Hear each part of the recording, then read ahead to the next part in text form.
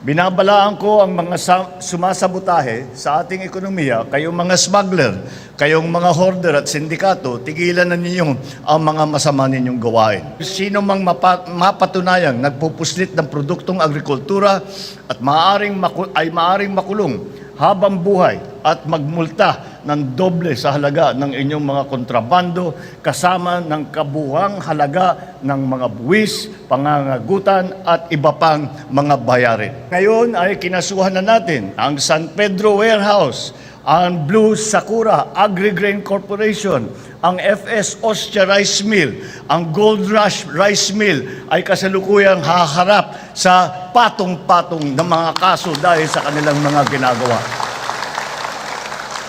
Bagong Pilipinas na po tayo ngayon at atin pong susugpuin ang mga hindi po lumalaban ng patas. Wala pong puwang sa lipunan ang mga nanlamang at nang-aapi sa kapwa.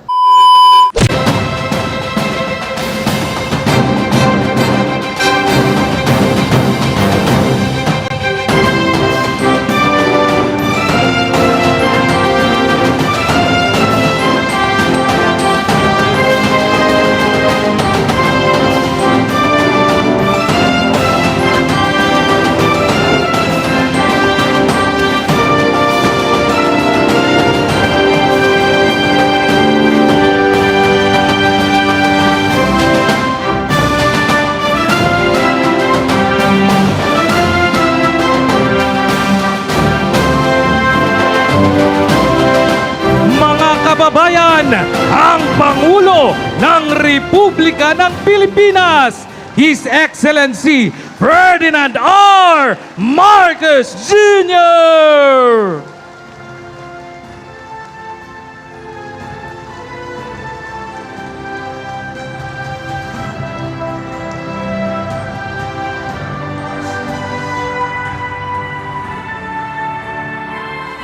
Ngayon po, nakasulukuyang nakikisalamuha ang ating mahal na Pangulo sa ating mga benepisyaryo.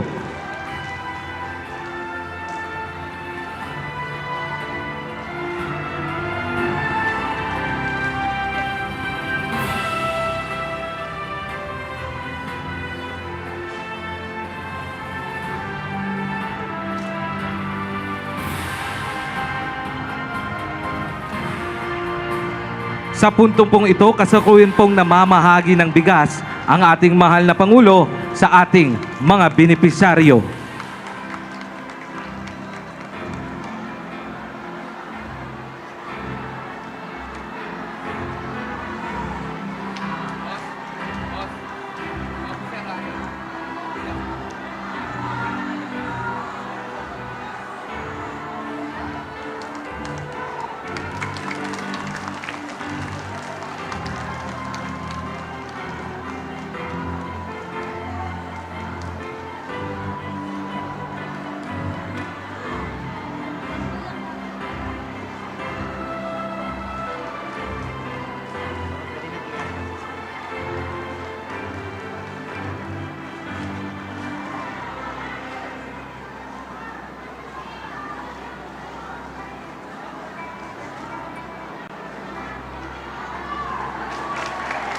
Maraming salamat po, mahal na Pangulo.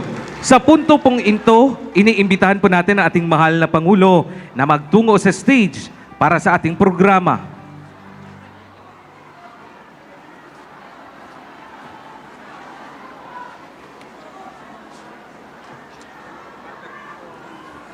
Maari na po tayong umupo.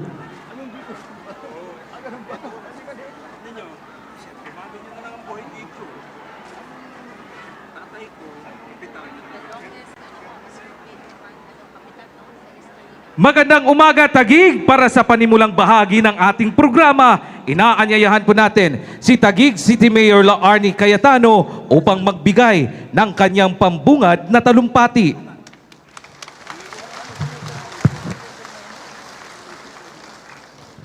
Sa ating Pangulo, Pangulong Ferdinand Bongbong Marcos Jr., sa lahat ng mga pinuno ng mga ahensyang pangnasyonal, sa mga pinuno ng pamahalaang lungsod ng Taguig, University President, mga ginigiliw kong kababayan, magandang umaga po sa inyong lahat.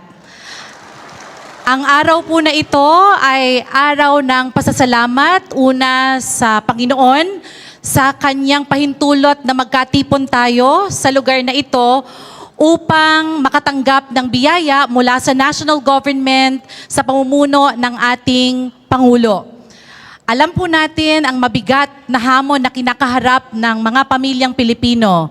At sa araw na ito, binisita tayo ng ating Pangulo upang tayo, una sa lahat, ay damayan at tulungan ang mga benepisyaryong mula sa lungsod ng Taguig.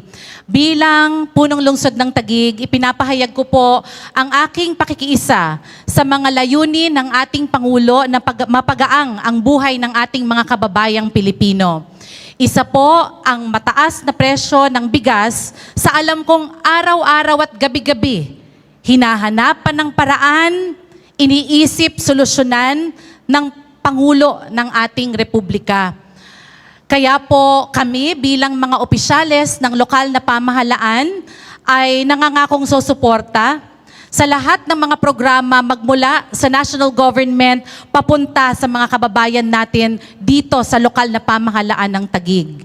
Ang pagbisita ng Pangulo ngayong araw sa Taguig ay testimonya na tayo ay una, mahal niya. Natutuwa po ba tayo na binisita tayo ng ating Pangulo?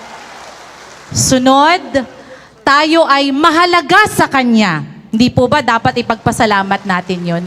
Sa dinami-dami ng mga lokal na pamahalaan na pagpasyahan po ng ating Pangulo na tayo dalawin dito. Sana ang mga kaloob na tulong na ito mula sa ating pamahalaan ay mapahalagahan po ninyo. No? Ako po ay humihimok sa inyong lahat. No? Bilang mga benepisyaryo ng 4P, sundin po natin ang ating mga responsibilidad sa ilalim ng programang ito. No? Huwag ho nating hayaan na masayang ang pagtingin at suporta ng national government para sa inyo.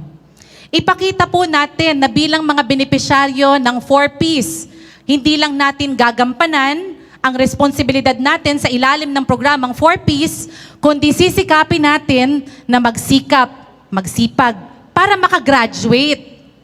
Kasi ang intensyon po ng lokal na pamahalaan ng Taguig ay kapareho ng intensyon ng national government. Hindi natin dapat papangarapin na manatili sa 4Ps, bagkus makagraduate sa programang 4Ps. Kasi pag nakagraduate na sa programa ng 4Ps, anong ibig sabihin? Mas matatag at maginhawa na ang buhay po ninyo. Tama po ba yon? Kaya ho, sa ngalan ng mga opisyales ng lungsod ng Taguig, muli ang aming pasasalamat sa ating Pangulo sa kagandahang loob niya na maiabot sa mga kababayan natin ang mga bigas na sigurado akong papakinabangan ng ating mga kababayan. At bilang ganti, muli, Pangulong Ferdinand Bongbong Marcos Jr., ang aming commitment na kaisa mo kami sa adhikain ng national government sa mga programang mag-aangat sa kalagayan ng mga kababayan nating Pilipino. Maraming salamat po at pagpalain tayo ng ating Panginoon. Marami pong salamat, Mayor Cayetano. At sa punto namang ito, inaanyayahan po natin si Social Welfare and Development Secretary Rex Gatchalian upang ipakilala ang ating panauhing pandangal. Mga binibining at Ginoo, ang Pangulo ng Republika ng Pilipinas, ang kagalang-galang Ferdinand R. Marcos Jr. Maraming salamat sa ating kalihim ng Department of Social Welfare Development, Secretary Rex Gatchalian, at ang kinatawan ng unang distrito ng Taguig Pateros, Ricardo Cruz, na yung pamilya pala niya ay matagal nang kilala ng aking ama at ina dahil napakatagal naging barangay captain, barangay pie captain pa noon, di ba? Bikutan pa ito. Oo, tama. Kaya't maganda yun dahil napakadali yung ating pagkukonsulta at pag-coordinate. Ganun din ang ating alkalde ng Taguig, Larny Cayetano. Alam niyo po, Nung una kami nasa Kongreso, kami po yung nasa minority. Yung mayor ninyo, congresswoman noon, nakaupo dun sa harap sa akin. Kaya lagi kaming magkasama, lagi kami nagchismismisan. At sa matagal na kaming nagtutulungan. Kaya naging mas madali dahil sa aming pagkakilala, sa aming pagkakaibigan, naging mas madali ang coordination dito sa mga bagay-bagay nito sa ating pangangailangan. Lalo ngayon na naharap tayo sa mga kahirapan dulot ng mga pangyayari sa ibang lugar sa mundo dahil dito rin sa mga pangyayari dito sa Pilipinas. At lahat ng opisyal ng tagapamahala ng Universidad ng Taguig, Dr. Desiree Giraldo, mga kasama ko sa Lingkod Bayan, at siyempre, ang ating mga kagalang-galang na distinguished guest na nandito ngayon, at lalong-lalo na ang ating benepisyaryo ngayon na ating ay binibigyan ng tulong. Magandang umaga po sa inyo lahat.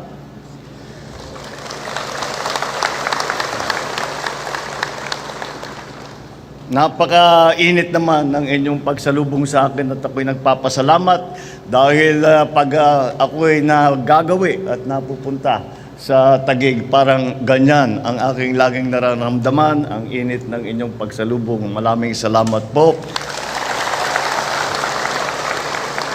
Hindi po kaila sa inyo ang dahilan kung bakit tayo nagpulong-pulong dito po ngayon.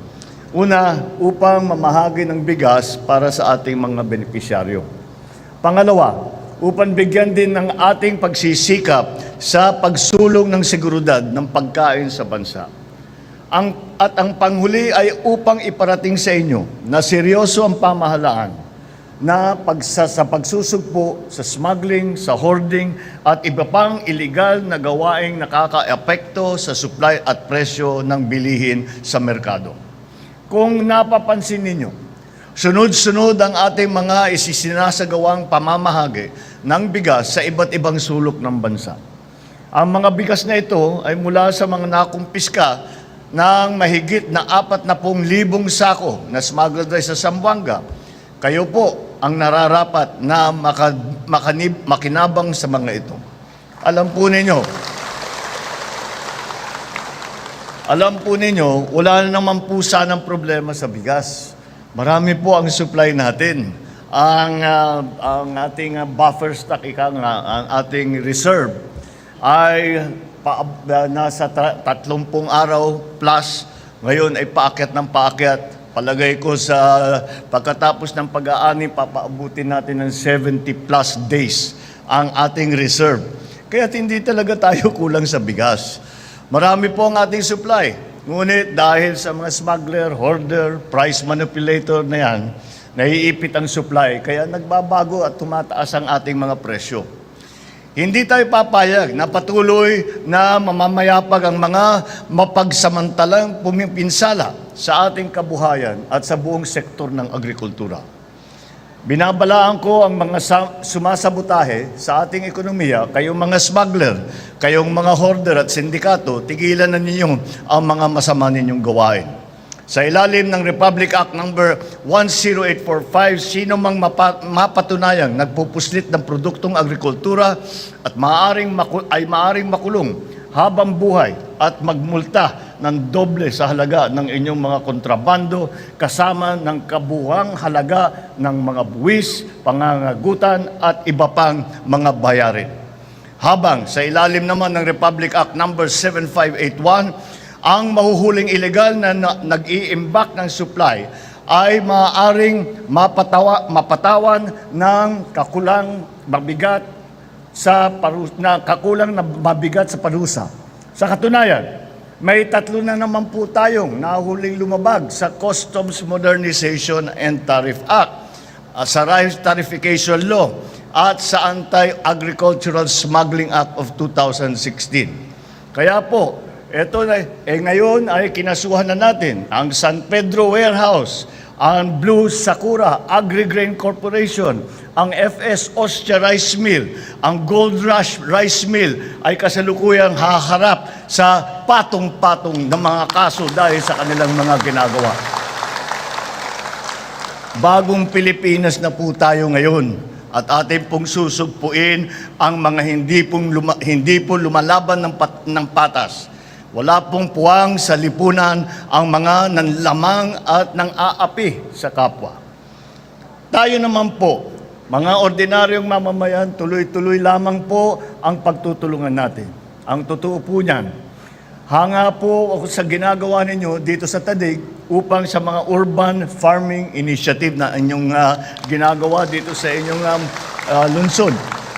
Isang halimbawa nito ay yung BGC Community Farm na matatagpuan mismo sa sentro ng maunlad at naglalakihang gusali ng BGC. Nariyan din ang City Farm na pinangungunahan ng isang mag-aaral, si Ana Beatriz Suavenco, kasama ang iba pang mga kabataan sa pagtatanim ng mga gulay sa isang urban farm sa North Signal dito sa Taguig. At siyempre, hindi rin magpapahuli ang ating Taguig Agriculture Office na patuloy sa malawakang pagsulong ng urban gardening sa mga komunidad. Ito ay isang patunay na pwede tayong magtanim kahit tayo ay nasa syudad. Buo ang suporta ng administrasyon sa mga programang tulad na ito. Paiigtingin natin ang mga inisyatibang ito, kasabay rin ang pagpatupad ng mga hakbang ng inyong lokal na pamahalaan upang mapanatili ang supply ng malinis na tubig, pagkontrol sa baha at paghahanda sa oras ng kalamidad. Pinakikita nito na tayo ay tayo ay gagawa ng paraan upang maging matagumpay ang mga hamon ng kasalukuyang panahon. Patuloy tayong magtulungan para sa kinabukasan na walang gutom at puno ng kaginhawaan at pag-asa. Para sa Taguig, para sa bawat Pilipino, para sa bagong Pilipinas. Maraming salamat po. Mabuhay po kayong lahat. Magandang umaga po sa inyo. Maraming salamat po, mahal na Pangulo.